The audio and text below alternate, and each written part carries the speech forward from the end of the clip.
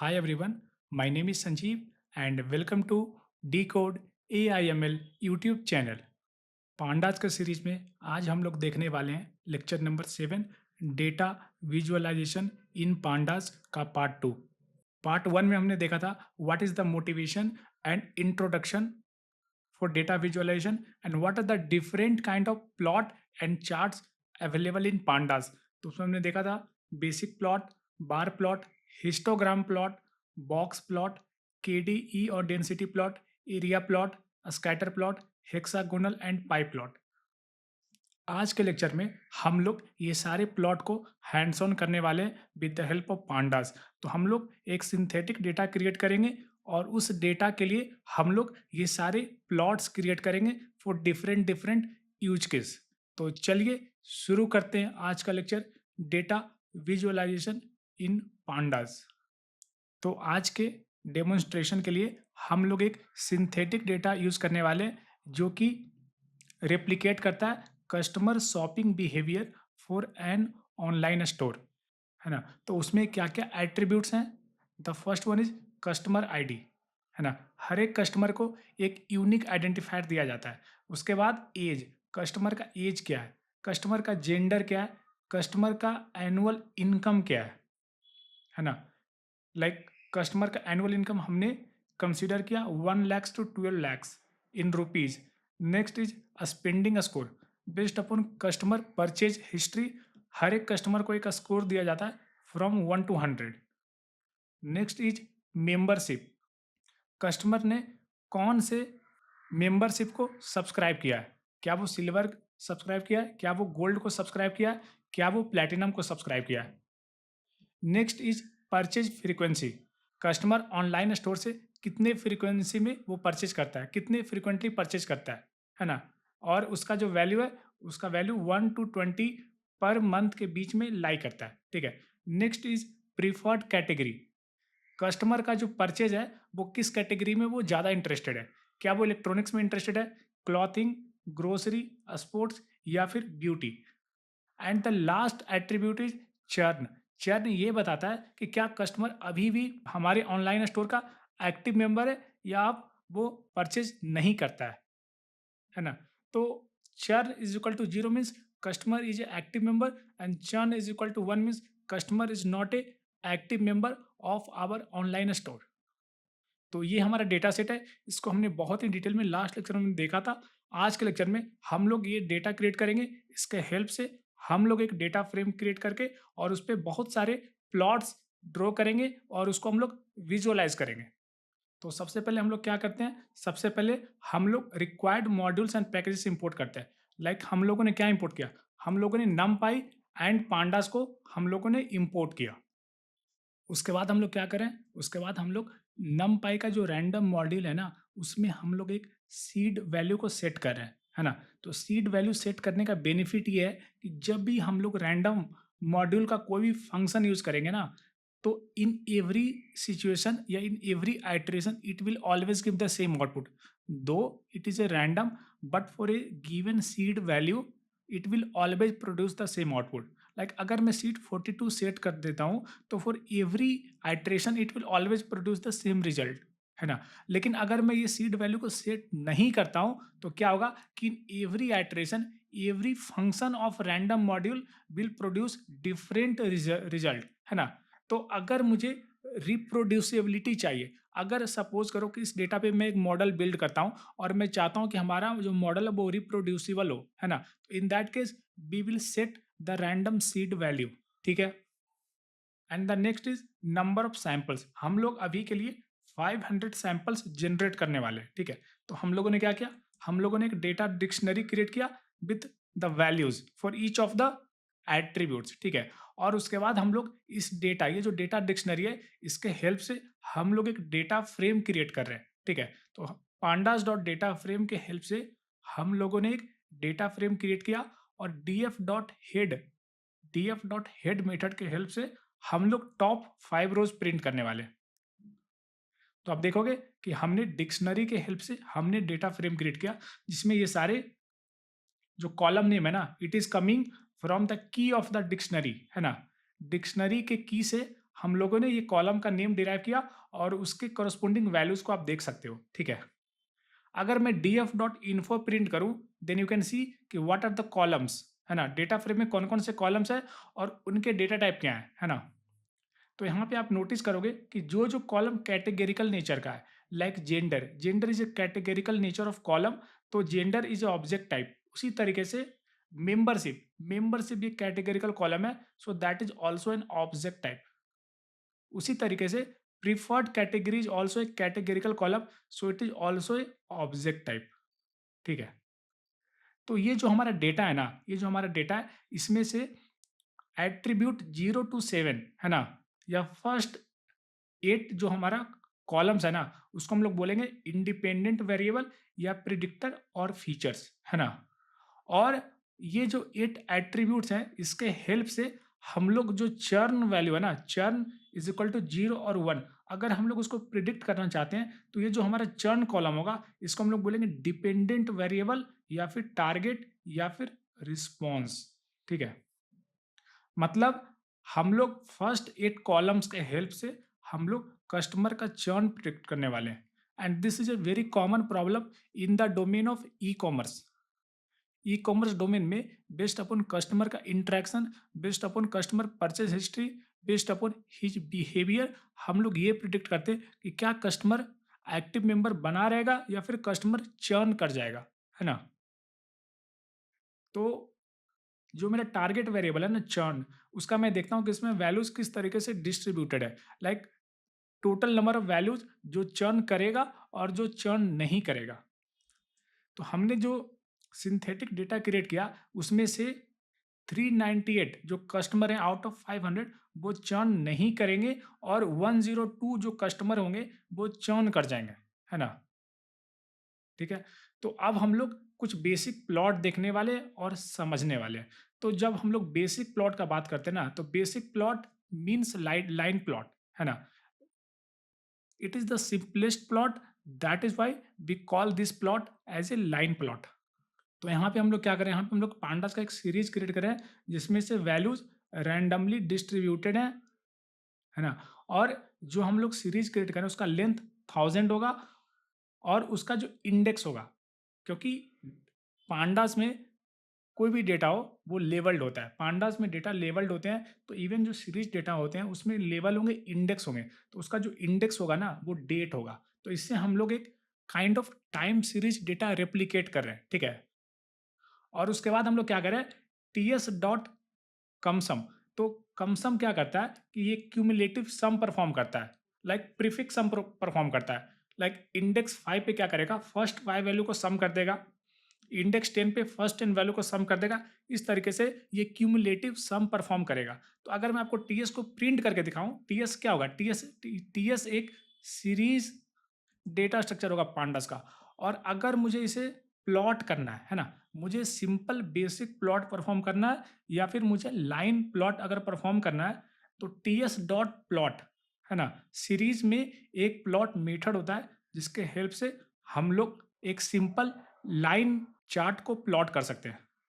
तो अगर मैं एक्सिक्यूट करूं, तो आप देखोगे this is a very simple plot.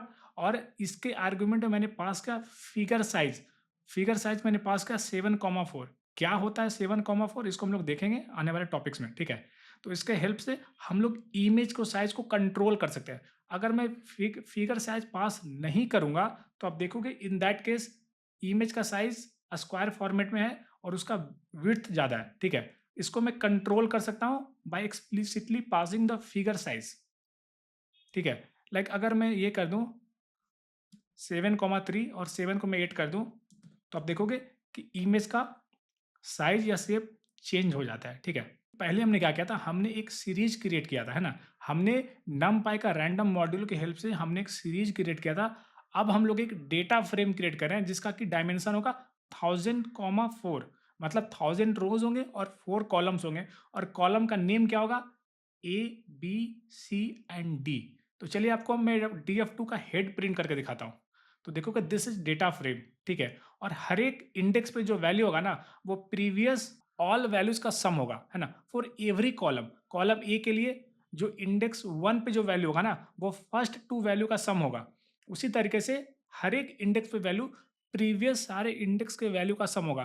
तो उसको हम लोग बोलते हैं क्यूमुलेटिव सम, ठीक है? And this is my data frame. अब मैं क्या चाहता हूँ कि अभी हमने ये जो प्लॉट किया ना, अभी हमने ये प्लॉट एक सिंपल सीरीज़ पे किया। अब मैं चाहता हूँ कि मैं डेटा फ्रेम के हर एक कॉलम पे ये लाइन चार्ट को मैं प्लॉट करूँ। तो इसको हम लोग कैसे परफ़ॉर्म करेंगे? चलिए देखते हैं। तो हम लोग सेम टू सेम ये वाला कोड कॉपी कर लेंगे जो हमने ऊपर यूज़ किया था, है ना? और थोड़ा-सा इसको मॉडिफ़ाई कर देंगे, ठीक है? तो अभी हम लोग क्या करने वाले हैं, अभी हम लोग डेटा फ्रेम पे हम लोग इसको क्रिएट करने वाले हैं। तो हम लोग करेंगे df2 डॉट प्लॉट, मतलब डेटा फ्रेम जो डेटा स्ट्रक्चर होता है उसमें भी प्लॉट एक मेथड होता है जिसके हेल्प से आप बेसिक लाइन चार्ट को प्लॉट कर सकते हैं। तो चलिए हम लोग इसको प्लॉट करके देखते हैं कि क्या आउटपुट मिलता है मुझे, ठीक है? तो आप देखोगे दिस इज द आउटपुट, मतलब हर एक जो कॉलम है ना उसको मैं एक्सप्लिसिटली प्लॉट कर रहा हूँ इस ग्राफ पे, ठीक है? देखोगे दिस ये जो ग्रीन लाइन है ना, ये कॉलम सी है ना? जो रेड लाइन है वो कॉलम डी है, जो ब्लू लाइन है वो कॉलम ए है, और जो काइंड ऑफ ऑरेंज लाइन है वो कॉलम बी है, ठीक है? तो इसके हेल्प से हम लोग एक सिंगल मेथड कॉल से डेटा फ्रेम के सारे कॉलम्स को एक सिंगल चार्ट में प्लॉट कर सकते हैं, ठीक है? तो आपने देखा कि डेटा फ्रेम में ये जो प्लॉट मेथड होता है या सीरीज का जो प्लॉट मेथड होता है वो कितना पावरफुल होता है। तो आपने देखा अभी कि हम लोग डेटा फ्रेम में प्लॉट मेथड कॉल कर रहे हैं या फिर सीरीज में प्लॉट मेथड कॉल कर रहे हैं। तो ये जो प्लॉट मेथड होता है ना, ये बहुत सारे आर्गुमेंट्स लेता है ना? लाइक अलग-अलग आर्गुमेंट पास करके आप डेटा फ्रेम में जो चार्ट प्लॉट करोगे, उसको आप कस्टमाइज़ कर सकते हो बेस्ड अपॉन योर रिक्वायरमेंट। जिसमें कि हमने एक आर्गुमेंट हमने देखा फिगर साइज़, है ना? फिगर साइज़ के हेल्प से हमने देखा कि हम लोग इमेज का साइज़ को कैसे कंट्रोल कर सकते हैं, कैसे कस्टमाइज़ कर सकते हैं। तो इवन दो बहुत सारे वैल्यूज़ होते हैं, बहुत सारे आर्गुमेंट होते हैं, तो हमें इसे याद नहीं करना है, बेस्ड अपॉन यूजेस हम लोग चीज़ों को ऑटोमैटिकली हमारे माइंड में फिट हो जाएगा, है ना? हमें एक्सप्लिसिटली चीज़ों को याद नहीं करना है, जब मुझे ज़रूरत पड़ेगी मैं उसको सर्च करके यूज़ करूँगा, और जब आप इसको बार-बार प्रैक्टिस करोगे तो चीज़ें माइंड में आपके ऑटोमैटिक फिट हो जाएगी। हाँ, फिग साइज़ एक आर्गुमेंट होता है जिसके हेल्प से आप इमेज या प्लॉट के साइज़ को कंट्रोल कर सकते हो, है ना? तो अभी तक हमने क्या देखा? अभी तक हमने देखा कि data frame dot plot function के हेल्प से हम लोग डायग्राम को प्लॉट करते थे, है ना? हम लोग चार्ट को प्लॉट करते थे। अब हम लोग देखते हैं कि हम लोग बार प्लॉट कैसे परफॉर्म करते हैं और बार प्लॉट क्या होता है। तो bar plot is the most common plot जो कि हम लोग अपने स्कूल टाइम से ही इसको करते आ रहे हैं। तो बार प्लॉट में क्या होता है, हम लोग कैटेगरीज़ को कंपेयर करते हैं। हर एक कैटेगरीज़ का जो वैल्यू होता है उसको हम लोग कंपेयर करते हैं विजुअली यूजिंग बार चार्ट, है ना? क्योंकि हमारा जो माइंड है it is designed in such a way that it can understand chart and graph much easily compare to numbers. तो हमारा डेटा फ्रेम क्या था? पहले मैं आपको डेटा फ्रेम प्रिंट करके दिखाता हूँ, df.head। तो this was my data frame, ये मेरा डेटा फ्रेम था, है ना? अब मैं ये चाहता हूँ कि जो मेंबरशिप जो कॉलम है ना, जिसमें कस्टमर हमारे स्टोर का अलग-अलग तरह का मेंबरशिप सब्सक्रिप्शन लिया है, लाइक प्लैटिनम, सिल्वर, गोल्ड। तो हम लोग ये देखना चाहते हैं कि हर एक मेंबरशिप कैटेगरी में कितने कस्टमर एग्ज़िस्ट करते हैं, है ना? लाइक प्लैटिनम के कितने कस्टमर हैं, सिल्वर के कितने कस्टमर हैं, गोल्ड के कितने कस्टमर हैं, ठीक है? तो इसको मुझे फाइंड करना है। तो हम लोग पांडास के हेल्प से इसको कैसे फाइंड करेंगे, है ना? तो ये एक बहुत कॉमन ऑपरेशन होता है, ये सिंटेक्स को आप हमेशा याद रखना, ठीक है? It is the most common operation, ठीक है? तो सबसे पहले हम लोग डेटा फ्रेम से इस कॉलम को सेलेक्ट करेंगे। कैसे सेलेक्ट करेंगे? डीएफ एंड कॉलम का नेम। कॉलम का नेम क्या है? मेंबरशिप, है ना? और मुझे इस कॉलम पे क्या करना है? मुझे फाइंड करना है कि हर एक कैटेगरी के कितने वैल्यूज़ हैं, है ना? तो अगर कॉलम कैटेगरिकल टाइप का है और मुझे फाइंड करना है कि हर एक कैटेगरीज़ में, कैटेगरिकल कॉलम में क्या होते हैं? कैटेगरीज़ होते हैं। लाइक अगर जेंडर एक कैटेगरिकल कॉलम होगा तो उसमें कैटेगरीज़ क्या होंगे? मेल होंगे, फीमेल होंगे। अगर मेंबरशिप एक कैटेगरिकल कॉलम होंगे तो उसमें कैटेगरीज़ क्या होंगे? प्लैटिनम होगा, सिल्वर होगा और गोल्ड होगा। तो जो फंक्शन होता है या जो मेथड होता है उसका नेम होता है DF membership dot value counts, है ना? तो इस मेथड के हेल्प से हम लोग ये देख सकते हैं कि हर एक कैटेगरी में कितने कस्टमर लाइक करते हैं। तो सिल्वर का मेंबरशिप 247 कस्टमर ने लिया, गोल्ड का 153 कस्टमर ने लिया और प्लेटिनम का 100 कस्टमर ने लिया। तो this is a numerical representation, है ना, ये एक न्यूमेरिकल डेटा है। इसको समझना या विजुअलाइज करना इट्स ओके क्योंकि अभी मेरे पास 3 कैटेगरीज है। अगर सोचो मेरे पास 12 कैटेगरीज हैं तो मुझे विजुअलाइज करना थोड़ा डिफिकल्ट होगा कि हाँ सबसे ज़्यादा वैल्यू वाला कौन सा मेंबरशिप है, उसके बाद वाला कौन सा मेंबरशिप है ना। लेकिन अगर मैं इसको डायरेक्टली एक बार चार्ट के तरह मैं अगर उसको प्लॉट कर दूं तो मैं इजीली जस्ट एक ग्लैंस में फाइंड कर सकता हूं कि कौन कौन से मेंबरशिप का बहुत ज़्यादा सब्सक्रिप्शन है और कौन कौन से मेंबरशिप का सबसे कम सब्सक्रिप्शन है। तो हम लोग क्या करेंगे, ये जो मेरा सीरीज है ना इसका आउटपुट क्या होगा, इसका आउटपुट एक सीरीज होगा, है ना, जहाँ पे ये सारे लेवल है और ये सारे वैल्यूज हैं, है ना। तो मुझे क्या करना है, मुझे इस डेटा पे प्लॉट करना है। तो हम लोग क्या करेंगे कि ये जो डेटा होगा ना इस पे मैं कॉल करूंगा प्लॉट डॉट प्लॉट, क्योंकि डेटा फ्रेम में प्लॉट एक मेथड होता है जिसके हेल्प से हम लोग अलग अलग तरह के प्लॉट कर सकते हैं, ठीक है।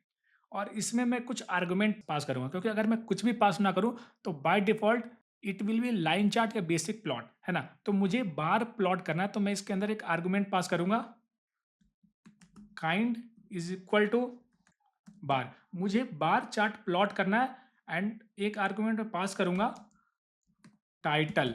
टाइटल मतलब जो मेरा प्लॉट होगा ना उसमें मैं कुछ टाइटल देना चाहता हूँ कि वो प्लॉट क्या रिप्रेजेंट करता है, ठीक है। तो मेंबरशिप डिस्ट्रीब्यूशन मतलब जो कस्टमर है उसमें मेंबरशिप का डिस्ट्रीब्यूशन कैसा है, डिस्ट्रीब्यूशन, है ना। And third is figure size, है ना, फिगर साइज एंड इसको मैं देता हूँ 5,3, ठीक है। तो अगर मैं इसको एक्सिक्यूट करूंगा, अच्छा स्पेलिंग रॉन्ग है, it should be fig size, figure size, ठीक है। तो जब मैं इसको एक्सिक्यूट करूंगा तो आप देखोगे कि मेरे को सिंपल सा बार प्लॉट मेरे को मिलता है जहां पे हर एक कॉलम का लेवल है, नीचे सिल्वर और इसका फ्रीक्वेंसी देखो इट्स अराउंड 250, गोल्ड का अराउंड 150 एंड प्लेटिनम का इट इज अराउंड 100, है ना। तो इस तरीके से हम लोग एक ग्लांस में ये बता सकते हैं कि सिल्वर का सबसे ज़्यादा सब्सक्रिप्शन है, प्लेटिनम का सबसे कम सब्सक्रिप्शन है, ठीक है। और फिगर साइज हमने देखा था ना, फिगर साइज एक आर्गुमेंट होता है जिसमें 2 वैल्यूज पास होते हैं जो कि बताता है फर्स्ट आर्गुमेंट कि इमेज का विड्थ क्या होगा और दूसरा आर्गुमेंट बताता है इमेज का हाइट क्या होगा, ठीक है। और ये जो दोनों मैट्रिक्स होता है ये दोनों मैट्रिक्स इंचेस में होते हैं, ठीक है। इंचेस एक मेट्रिक होता है जिसके थ्रू हम लोग बता सकते हैं कि इमेज का साइज क्या होता है। तो अगर मैं इसको ये कर दूं लाइक 4,5 तो ये थोड़ा रेक्टेंगुलर शेप में आ जाएगा। अच्छा फर्स्ट इज विड्थ, तो विड्थ में देता हूँ कम देता हूँ, इट शुड बी 3 एंड अच्छा width should be 6 and height should be 3, ठीक है। तो now it should be in rectangular format, है ना। तो इस तरीके से हमने बार प्लॉट क्रिएट किया, है ना। तो एक चीज मैं आपको बताता हूँ, ये चीज का आप ध्यान देना, है ना, कि हमने इस तरीके से अभी क्या किया, हमने एक बार चार्ट प्लॉट किया। बार चार्ट प्लॉट करने का एक दूसरा तरीका और भी होता है, इसको हम लोग देखने वाले अभी, है ना। तो हमने यहाँ पे क्या किया, प्लॉट के अंदर एक काइंड आर्गुमेंट पास किया जिसमें हमने बार एक्सप्लिसिटली पास किया, ठीक है। अगर मैं इसको थोड़ा अलग तरीके से इसको प्रेजेंट करना चाहूँ तो मैं इसको इस तरीके से लिख सकता हूँ, प्लॉट डॉट बार, है ना। और मैं काइंड को हटा दूंगा, है ना, मैं काइंड को हटा दूंगा क्योंकि जो प्लॉट के अंदर मैं बार मेथड कॉल कर रहा हूँ, है ना। तो in that case I don't need to explicitly pass kind argument, क्योंकि मैंने डायरेक्टली प्लॉट डॉट बार किया मतलब मैं बार प्लॉट का ही मेथड कॉल कर रहा हूँ, है ना। तो मुझे एक्सप्लिसिटली पास करने की जरूरत नहीं है। और अगर मैं इसको एक्सिक्यूट करूंगा तो आप देखोगे कि in both the case the output is exactly same, कुछ भी डिफरेंस नहीं है ना। तो आपने देखा कि दो तरीके से हम लोग प्लॉट्स क्रिएट कर सकते हैं। The first one is plot method जिसके अंदर हम लोग एक काइंड आर्गुमेंट पास करते हैं and the second one is directly आपको जो प्लॉट चाहिए डायरेक्टली आप उस मेथड को एक्सप्लिसिटली कॉल कर लो। तो अभी तक हमने जो भी प्लॉट देखा ना उसमें जो प्लॉट था, बार प्लॉट था, वो वर्टिकल था। अगर मैं इसको थोड़ा हॉरिजॉन्टली परफॉर्म करना चाहूँ तो हम लोग इसको कैसे परफॉर्म कर सकते हैं, ठीक है। तो चलिए इसको हम लोग देखते हैं। तो हम लोग सेम ऊपर वाला कोड कॉपी कर लेंगे, है ना। इसके हेल्प से हम लोग अपना टाइम भी सेव कर सकते हैं, राइट। तो इसके अंदर अभी हमने दिया बार, ऊपर हमने जो दिया था काइंड आर्गुमेंट दैट वाज वार। अब इसके अंदर हम लोग पास कर देंगे बार एच, ठीक है, बार एच पास कर देंगे। और जब मैं इसको एक्सिक्यूट करूंगा देन यू कैन सी कि अब जो प्लॉट है it is horizontal, H stand for horizontal, मतलब हॉरिजॉन्टल बार प्लॉट, ठीक है। तो देखा, जस्ट एक आर्गुमेंट चेंज करके हम लोग अलग अलग वेराइटी, अलग अलग तरीके का प्लॉट क्रिएट कर सकते हैं। That is why pandas data frame are very much powerful, ठीक है। तो अभी हमने क्या किया, अभी हमने एक्सप्लिसिटली काइंड आर्गुमेंट पास किया। क्या हम लोग इसको दूसरे तरीके से कर सकते हैं क्या, है ना? तो यस, डेफिनेटली कर सकते हैं। तो मुझे क्या करना पड़ेगा, प्लॉट डॉट बार एच, मैं डायरेक्टली बार एच मेथड पास कर दूंगा, तो मुझे एक्सप्लिसिटली काइंड आर्गुमेंट पास करने की जरूरत नहीं पड़ेगी, ठीक है। और जब मैं इसको एक्सिक्यूट करूंगा ना, तो आप देखोगे टोटली सेम रिजल्ट मेरे को मिलता है, ठीक है। तो हमने देखा हॉरिजॉन्टल प्लॉट, वर्टिकल प्लॉट, और उसमें भी दो तरीके से हम लोग प्लॉट क्रिएट कर सकते हैं। एक तो प्लॉट के अंदर काइंड आर्गुमेंट पास करो, और दूसरा डायरेक्टली आपको जो प्लॉट चाहिए उसको एज ए मेथड कॉल कर लो, है ना। अब चलिए एक नया प्रॉब्लम सॉल्व करते हैं। तो पहले मैं आपको डेटा फ्रेम फिर से प्रिंट करके दिखाता हूँ। तो डी एफ डॉट हेड, है ना। तो हम लोग डेटा फ्रेम प्रिंट किया, है ना, this is my data frame. अब हम लोग ये चाहते हैं कि जो मेरा डेटा फ्रेम है ना, इसमें मैं क्या चाहता हूँ कि मेंबरशिप वाइज, है ना, एवरेज स्पेंडिंग प्रिंट करूँ जेंडर वाइज, है ना।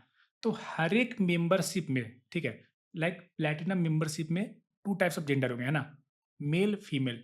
तो मुझे ये बताना है कि for each membership and for each gender what is the average spending score, है ना। लाइक फॉर एग्जांपल कि प्लैटिनम प्लैटिनम मेंबरशिप में जो फीमेल कैटेगरी है ना, जो फीमेल कैटेगरी है उसका एवरेज एवरेज स्पेंडिंग स्कोर कितना है, सिंपल। तो इस तरीके का अगर मेरे को पहले टेबल बनाना है और उसको फिर मुझे प्लॉट करना है बाय बार चार्ट। तो चलिए हम लोग देखते हैं इसको हम लोग कैसे प्लॉट करेंगे, ठीक है।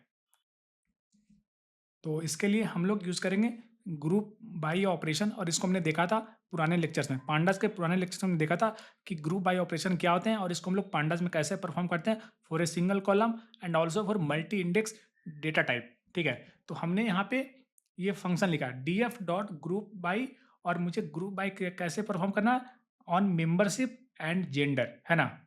मेंबरशिप एंड जेंडर कंबाइंड मुझे डेटा को ग्रुप बाय करना है, like platinum female, platinum male, ये सारे अलग अलग ग्रुप होंगे, है ना। प्लैटिनम सब्सक्रिप्शन वाले मेल अलग ग्रुप होगा, प्लैटिनम सब्सक्रिप्शन वाले फीमेल अलग ग्रुप होंगे, सिल्वर सब्सक्रिप्शन वाले मेल का अलग ग्रुप होगा, सिल्वर सब्सक्रिप्शन वाले फीमेल का अलग ग्रुप होगा, ठीक है। तो हम लोग डेटा को ग्रुप बाय करके और उसके बाद उसमें जो स्पेंडिंग स्कोर है ना, उसका हम लोग एवरेज कैलकुलेट करते हैं, ठीक है।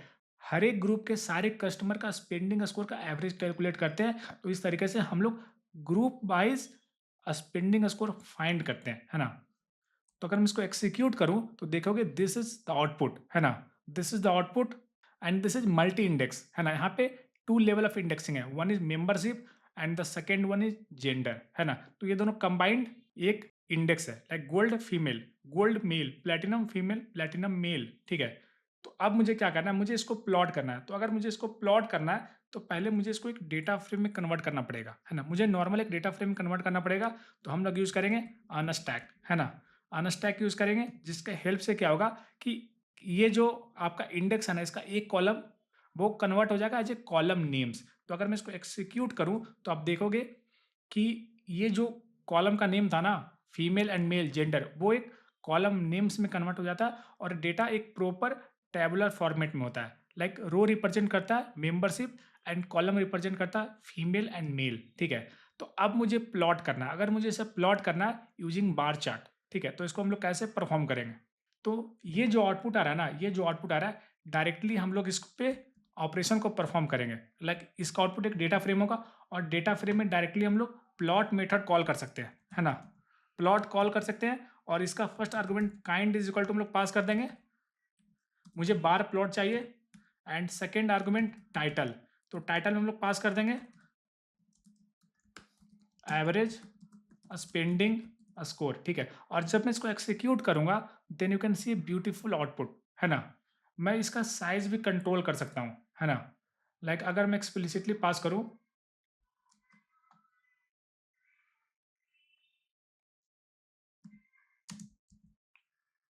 Width is equal to 8 and height is equal to 3, तो आप देखोगे कि एक ब्यूटीफुल प्लॉट मिलता है एक प्रॉपर रेक्टेंगुलर फॉर्मेट में, है ना। तो मैं डायग्राम से प्रॉपरली विजुअलाइज कर सकता हूँ। तो आप ये डायग्राम में ये ऑब्जर्व करोगे, ये जो गोल्ड मेंबरशिप है ना, उसमें मेल का पार्टिसिपेशन ज़्यादा है। ये जो प्लैटिनम मेंबरशिप है, उसमें फीमेल का सब्सक्रिप्शन ज़्यादा है। और जो सिल्वर मेंबरशिप है, उसमें बोथ मेल एंड फीमेल का इक्वल पार्टिसिपेशन है। तो जस्ट डायग्राम से, जस्ट एक सिंगल ग्लैंस में मैं ये सारे ऑब्जर्वेशन को मैं फाइंड कर सकता हूँ। That is why plot is very very important. अब मैं चाहता हूँ कि ये जो हमने प्लॉट किया ना, मैंने मेल एंड फीमेल को अलग अलग काइंड ऑफ बार के फॉर्म में प्रेजेंट किया हूँ। मैं चाहता हूँ कि मैं दोनों को एक के ऊपर दूसरा प्रेजेंट करूँ, है ना। तो इसको हम लोग कैसे प्रेजेंट करेंगे? तो हम लोग सेम कोड को कॉपी कर लेंगे, ठीक है। हम लोग सेम कोड को कॉपी करके और इसमें हम लोग चेंजेस करने वाले हैं, ठीक है। चेंजेस क्या होगा? कुछ भी नहीं होगा, बस इसमें एक आर्गुमेंट हम लोग एक्सप्लिसिटली पास करेंगे, stacked is equal to true. और जब मैं इसको पास करूंगा और इसको एक्सिक्यूट करूंगा, तो आप देखोगे कि पहले क्या था, पहले दोनों मेल एंड फीमेल का अलग अलग बार था, अब ये दोनों कंबाइंड एक सिंगल रिप्रेजेंटेशन है। मैं थोड़ा डायग्राम को प्रॉपर वे में रिप्रेजेंट करने के लिए इसका जो विड्थ है ना, इसको मैं थोड़ा कम कर दूंगा, 6 कर दूंगा। तो आप देखोगे now it is in proper format, है ना। तो आपने देखा कि जस्ट अलग अलग आर्गुमेंट पास करके आप ग्राफ को बहुत अच्छे तरीके से कस्टमाइज कर सकते हो, है ना। तो हमने बहुत अच्छे से देखा और समझा कि बार प्लॉट क्या होता है। अब हम लोग चलते हैं हमारा next, the next one is histogram plot, है ना। तो histogram plot is much like the bar plot. जब आप इसको ऑब्जर्व करोगे, जब इसको देखोगे, तो इट इज मोर और less it looks like bar plot. But difference क्या होता है? डिफरेंस ये होता है कि हिस्टोग्राम जो प्लॉट होता है, it is use to show the distribution of numerical data by splitting it into bins.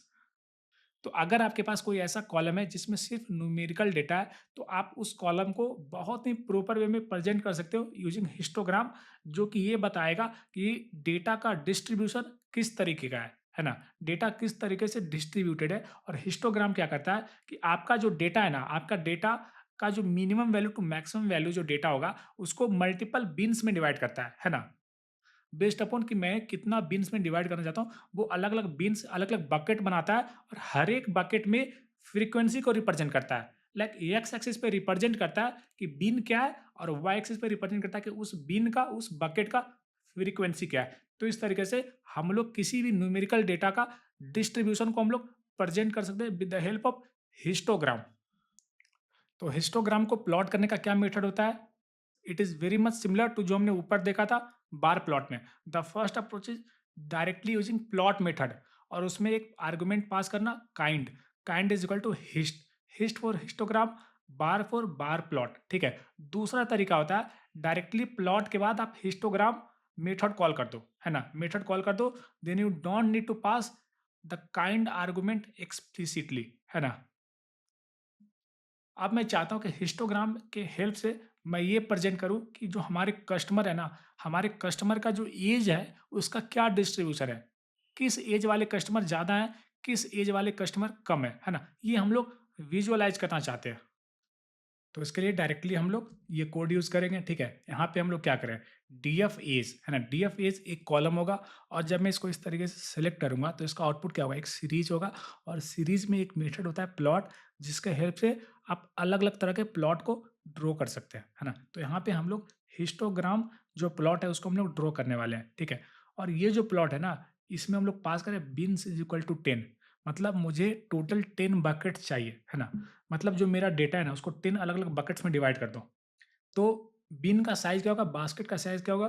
तो बास्केट इस तरीके से डिवाइडेड होता है कि मिनिमम एज क्या है, मिनिमम एज जो कस्टमर है उसका 18 है, एंड मैक्सिमम एज कितना है, 65। तो 65 माइनस 18, है ना।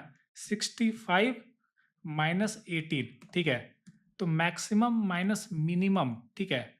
और मेरे को टोटल कितने बकेट्स चाहिए, कितने बिन्स चाहिए, तो मेरे को 10 चाहिए। तो जब मैं इसको डिवाइड करूंगा, तो इट इज़ अराउंड 4.7। मतलब जो हर एक बकेट होगा, है ना, उसका साइज होगा, इट विल बी अराउंड 5, है ना। हर एक बकेट का साइज 5 होगा।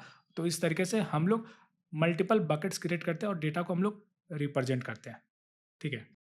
तो जब मैं इसको एक्सिक्यूट करूंगा, then you can see this is the output, ठीक है। और इसमें आर विड्थ ये बताता है कि ये जो बार आप देख रहे हो ना, हर एक बार के बीच में कितने का डिस्टेंस होगा। अगर मैं आर विड्थ हटा दूं, तो बाय डिफॉल्ट इसके बीच का डिस्टेंस 0 होगा, है ना। इसके बीच का डिस्टेंस 0 होगा। और अगर मैं इसमें एक्सप्लिसिटली पास करूँ R width, then it will look like this, ठीक है। तो जब मैं आर विड्थ में कुछ वैल्यू पास करता हूँ, तो इसका जो आउटपुट डायग्राम होता है ना, it looks like bar chart, है ना। ये बार चार्ट जैसा दिखता है, लेकिन डिफरेंस ये होता है कि बार चार्ट में हर एक कॉलम, है ना, हर एक जो आप बार देख रहे हो ना, उसका एक नेम होता है, एक कैटेगरिकल नेम होता है, एक कैटेगरिकल टाइप होता है। लेकिन यहाँ पे जो हर एक बार का जो टाइप होगा वो एक बकेट होगा, वो एक बकेट को रिप्रेजेंट करता है ना। वो एक बकेट को रिप्रेजेंट करता है, वो एक रेंज को रिप्रेजेंट करता है। और जो वाई एक्सिस है वो रिप्रेजेंट करता है फ्रीक्वेंसी, कि उस बकेट या उस रेंज में कितने कस्टमर है ना। उस रेंज ऑफ एज के लिए टोटल कितने कस्टमर्स हैं। अब एक ऐसा सिनेरियो सोचो कि मेरे को फ्रीक्वेंसी की जगह पे मेरे को प्रोबेबिलिटी बताना है ना, कि हर एक बीन्स में कितने परसेंटेज, है ना, कितने परसेंटेज कस्टमर लाइक करते हैं, है ना। तो उस केस में मैं क्या करूंगा, मैं अभी ऊपर वाला कोड कॉपी कर लूंगा और उसमें एक चेंजेस करूंगा, उसमें एक आर्गुमेंट एक्सप्लिसिटली पास करूंगा, density is equal to true, ठीक है। मैं इसमें एक आर्गुमेंट पास करूंगा, density is equal to true. और जब मैं इसको एक्सिक्यूट करूंगा, देन यू कैन सी कि अब मेरे को आउटपुट में एक फ्रीक्वेंसी दिखता है ना। फ्रीक्वेंसी लाइक 0.025, 0.020, है ना। ये सारे फ्रीक्वेंसी को प्रेजेंट करते हैं। तो पहले फ्रीक्वेंसी एब्सोल्यूट वैल्यू था, अब frequency in terms of probability है ना। और सारे का सम जो होगा उसका combined sum it will be 1, total probability will be 1, ठीक है। अब चलिए एक प्रॉब्लम सॉल्व करता है। प्रॉब्लम क्या है कि मुझे ये बताना है कि जो मेल कैटेगरी है ना, मेल कैटेगरी का स्पेंडिंग स्कोर क्या है, मेल कैटेगरी में जो कस्टमर है उसका स्पेंडिंग स्कोर का डिस्ट्रीब्यूशन क्या है, और फीमेल कैटेगरी का स्पेंडिंग स्कोर का डिस्ट्रीब्यूशन क्या है। मुझे ऑब्जर्व करना है, दोनों जो प्लॉट होगा मुझे ऑब्जर्व करना है कि क्या डिफरेंस होता है इन टर्म्स ऑफ स्पेंडिंग स्कोर, मतलब दोनों का जो परचेज का स्टाइल होता है, कोई डिफरेंस होता है या नहीं होता है, उसको हम लोग देखना चाहते हैं। तो हम लोग जो मेल कस्टमर है उनका हम लोग अलग से एक डिस्ट्रीब्यूशन क्रिएट करना चाहते हैं for a spending score, and female का हम लोग एक अलग से ग्राफ प्लॉट करना चाहते हैं। तो इसको हम लोग कैसे करेंगे, इसके लिए हम लोग यूज़ करेंगे ये वाला कोड, ठीक है। तो यहाँ पे हम लोग क्या करें, यहाँ पे हम लोग मेल कस्टमर को फिल्टर करें, है ना। जो हमारा डेटा फ्रेम है उसमें हम लोग मेल कस्टमर को फिल्टर करें, और फिर उसमें से हम लोग स्पेंडिंग स्कोर जो कॉलम है उसको सेलेक्ट करें, और फिर उसको हम लोग हिस्टोग्राम में प्लॉट करें। तो जब मैं इसको एक्सिक्यूट करूंगा, देन यू कैन सी कि दिस इज द फ्रीक्वेंसी, है ना। ये आपका हिस्टोग्राम प्लॉट है। अब हम लोग सेम सेम स्टाइल में फीमेल के लिए अलग से प्लॉट करना चाहते हैं, ठीक है। तो मैं क्या करूंगा, मैं यहाँ पे फिल्टर कर दूंगा gender is equal to female, और यहाँ पे मैं लेवल दे दूंगा फीमेल, ठीक है। तो जब मैं इसको एक्सिक्यूट करूंगा तो आप देखोगे कि दोनों दोनों जो हिस्टोग्राम है ना, वो एक सिंगल प्लॉट या एक सिंगल ग्राफ में आपको दिखते हैं। तो इसके हेल्प से आप रिलेटिव कंपैरिजन कर सकते हो, है ना। इसके हेल्प से आप एक रिलेटिव कंपैरिजन कर सकते हो कि स्पेंडिंग स्कोर का, है ना। आप देखोगे ये एक बहुत ही सिंपल प्लॉट है। अब मैं चाहता हूं कि मैं इसको लेवल प्रोवाइड करूं, है ना। हिस्टोग्राम में कौन से कलर मेल को रिप्रेजेंट करता है और कौन से फीमेल को रिप्रेजेंट करता है, और मुझे ओवरऑल ये जो प्लॉट है ना, मैं इसको एक लेवल प्रोवाइड करना चाहता हूँ कि ये प्लॉट एक्चुअली क्या रिप्रेजेंट कर रहा है, ठीक है। तो इसके लिए हम लोग सपोर्ट लेते हैं मैट प्लॉट लिव का, ठीक है। अगर मैं इस स्टाइल में अलग अलग तरीके से अगर मैं हिस्टोग्राम प्लॉट करता हूँ, तो मुझे इसमें लेवल प्रोवाइड करने के लिए मुझे एक मैट प्लॉट लिव का सपोर्ट लेना पड़ता है, ठीक है। तो मैट प्लॉट लिव में हम लोग पास कर देंगे legend is equal to true और प्लॉट डॉट टाइटल, क्या आप टाइटल प्रोवाइड करना चाहते हो। तो जब मैं इसको एक्सिक्यूट करूंगा तो आप देखोगे कि I can see A legend, ये लीजेंड ये रिप्रेजेंट करा कि कौन सा कलर किस कैटेगरी को रिप्रेजेंट करता है, ठीक है। And also I can see the overall level name, ठीक है। कि ये जो ग्राफ है ना, ये ग्राफ क्या प्रेजेंट कर रहा है। तो ये ग्राफ प्रेजेंट कर रहा है कि जेंडर वाइज कस्टमर का क्या स्पेंडिंग स्कोर है, ठीक है। अब हम लोग नेक्स्ट प्लॉट देखते हैं। ये प्लॉट बहुत बहुत बहुत इंपॉर्टेंट होता है, ठीक है। ये बहुत सारा टेक्निकल होता है, और इवन जब आप डेटा को रियल लाइफ में क्लीन करते हो, डेटा को प्री प्रोसेस करते हो, डेटा पे ईडीए करते हो, then this is one of the plot जो कि आपको डेफिनेटली वॉच करना चाहिए, क्योंकि इसके हेल्प से आप डेटा का डिस्ट्रीब्यूशन को समझ सकते हो कि डेटा का डिस्ट्रीब्यूशन किधर लाई करता है, डेटा का मिनिमम वैल्यू क्या है, मैक्सिमम वैल्यू क्या है, एंड डेटा में मोस्ट इंपॉर्टेंट थिंग, डेटा में कोई आउटलायर्स है या नहीं है, ठीक है। तो बॉक्स प्लॉट के हेल्प से आप 5 अलग-अलग मैट्रिक्स को फाइंड कर सकते हो, है ना? या प्रेज़ेंट कर सकते हो। वन इज़ मिनिमम वैल्यू, है ना? मैक्सिमम वैल्यू Q1 बताता है 25 percentile, median 50 percentile, Q3 75 percentile and outliers, है ना? तो ये इसको आप देखोगे जब आप शेयर मार्केट के बारे में अगर आपको थोड़ा पता है, तो शेयर मार्केट में भी इस तरह का डेटा आप देख इस तरह का आप ग्राफ देख सकते हो। इसको हम लोग बोलते हैं कैंडल स्टिक, है ना? शेयर मार्केट में हम लोग इसको बोलते हैं कैंडल स्टिक, है ना? तो इसके हेल्प से ट्रेडर अपना ट्रेड लेते हैं और सेल करते हैं, ठीक है? तो ये जो आप डायग्राम देख रहे हो ना, इसको हम लोग बोलते हैं बॉक्स प्लॉट, ठीक है? इसको हम लोग बॉक्स प्लॉट बोलते हैं। और ये जो रेड लाइन देख रहे हो, इसको हम लोग बोलते हैं मिनिमम वैल्यू। ये जो लाइन देख रहे हो, इसको हम लोग बोलते हैं Q1 25 परसेंटाइल, है ना? मतलब ये हुआ कि 25 परसेंटाइल डेटा इधर लाई करेगा, है ना? मिनिमम 25 परसेंटाइल डेटा इधर लाई करेगा, उसके बाद का 25 परसेंटाइल डेटा इधर लाई करेगा, है ना? वो कहाँ से कहाँ तक लाई करेगा? वो Q1 से Q2 के बीच में लाई करेगा। Q1 को हम लोग बोलते हैं लोअर क्वार्टाइल या 25 परसेंटाइल, Q2 को हम लोग मीडियन बोलते हैं, है ना? मीडियन मतलब डेटा को जब आप सॉर्टेड ऑर्डर में कन्वर्ट करते हो, तो जो मिडिल एलिमेंट होता है उसको हम लोग बोलते हैं मीडियन, ठीक है? तो ये जो एरिया ये बताता है कि नेक्स्ट 25 क्विंटाइल कहाँ लाई करेगा, है ना? सेकेंड 25 परसेंटाइल डेटा कहाँ लाई करता है, और ये जो Q2 से Q3 के बीच वाला डेटा ये बताता है कि नेक्स्ट 25 परसेंटाइल डेटा किधर लाई करता है, और Q3 से मैक्स के बीच में फिर होता है नेक्स्ट 25 परसेंटाइल डेटा, ठीक है? तो Q1 से Q3 के बीच का डेटा को हम लोग बोलते हैं इंटर क्वार्टाइल रेंज, ठीक है?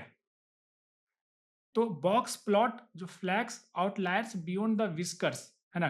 टिपिकली 1.5 IQR, है ना? तो मीन एंड मैक्स वैल्यू के बाहर जो डेटा होता है उसको हम लोग बोलते हैं आउटलायर्स। और ये जो आप मीन एंड मैक्स देख रहे हो, it is not actual mean and max in data, नहीं। ये जो मीन एंड मैक्स डेटा है, it is calculated using some formula. वो किसी फॉर्मूला से कैलकुलेट होता है। वो कैसे कैलकुलेट होता है?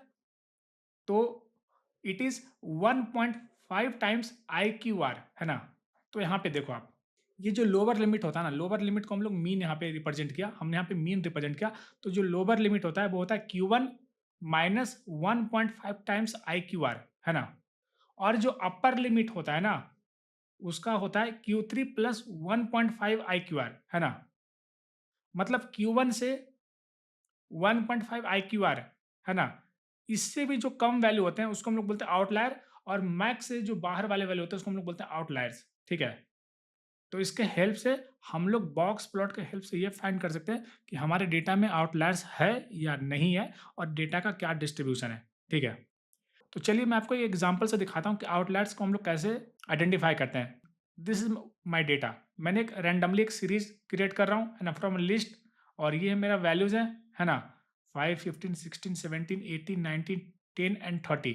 और मैं क्या कर रहा हूँ, मैं इस डेटा पे, ये जो मेरा सीरीज डेटा है, इस पे मैं बॉक्स प्लॉट क्रिएट कर रहा हूँ। तो अगर मैं इसको प्लॉट करूँ तो आप देखोगे कि आई कैन सी कि मेरे डेटा में आउटलायर्स है। एक आउटलायर्स इट इज अराउंड 30 के अराउंड एक आउटलायर्स है, एंड डेफिनेटली है। एक आउटलायर्स 5 के अराउंड है ना? है। तो ये जो कन्फ्यूजन था ना कि ये मीन जो है it is representing the minimum value, लेकिन ऐसा नहीं होता है, ठीक है? यहाँ पे मीन जो value it is around 10, and जो max value it is around 16 और 17, ठीक है? तो ये मिनिमम एंड मैक्सिमम के बाहर जो डेटा होंगे उसको हम लोग बोलते हैं आउटलायर्स, ठीक है? इसको हम लोग इजीली आइडेंटिफाई कर सकते हैं with the help of box plot.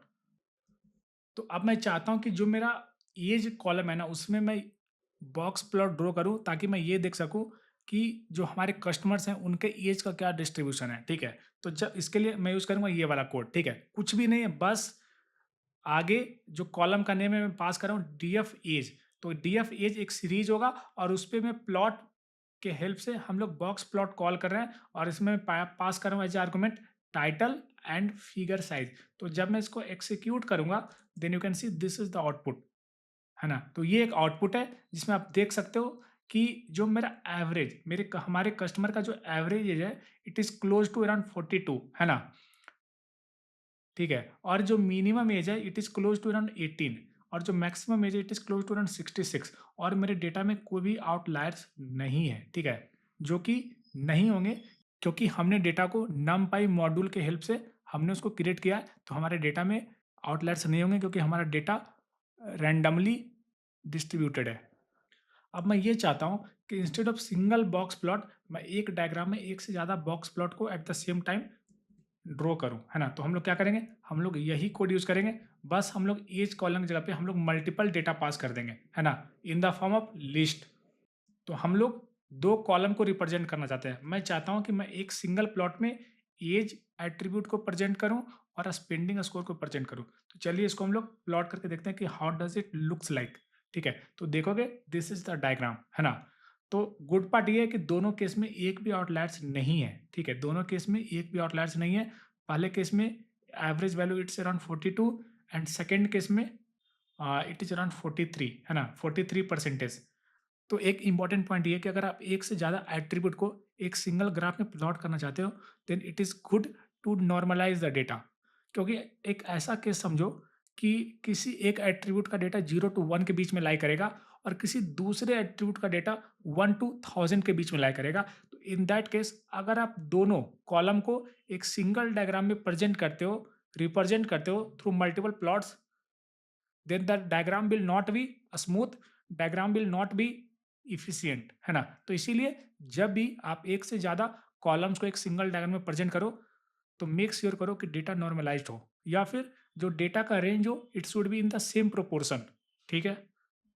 अब मैं ये चाहता हूँ कि मेरा जो स्पेंडिंग स्कोर है ना, जो मेरा स्पेंडिंग स्कोर कॉलम है उसको मैं प्रेजेंट करूँ with the help of box plot, ठीक है? तो कैसे करेंगे?